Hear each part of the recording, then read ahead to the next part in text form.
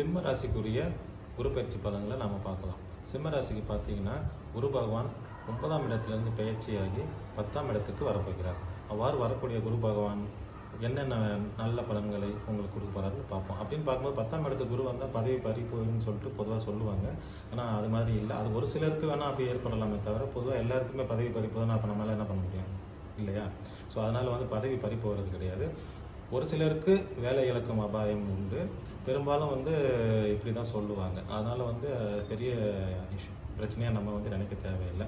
ஒரு சிலருக்கு பதவி உயர்வு கிடைக்கிறதுக்கான வாய்ப்புகள் உண்டு, ஊதிய உயர்வு கிடைக்கக்கூடிய வாய்ப்புகள் உண்டு. நீங்கள் விரும்பி ஒரு இடம் கேட்டிருப்பீங்க, அந்த இடத்துக்கு உங்களுக்கு ட்ரான்ஸ்ஃபர் கிடைக்கும். அதே மாதிரி ஒரு சிலருக்கு வேண்டாத விருப்பம் இல்லாமல் போய் ஆகணும். இருந்தாலும் கட்டாயத்தின் பேரில் நீங்கள் ஏற்றுட்டால் நல்லது தான். அதனால் உங்களுக்கு நல்ல பலன்கள் தான் கிடைக்கக்கூடிய வாய்ப்புகள் நிறைய உண்டு. அதோட பார்த்தீங்கன்னா உங்களுக்கு சிம்ம ராசிக்கு குரு பகவானுடைய பார்வை 2ஆம் இடத்துக்கு இருக்குது. அதனால் உங்களுக்கு பொருளாதார நிலை நல்ல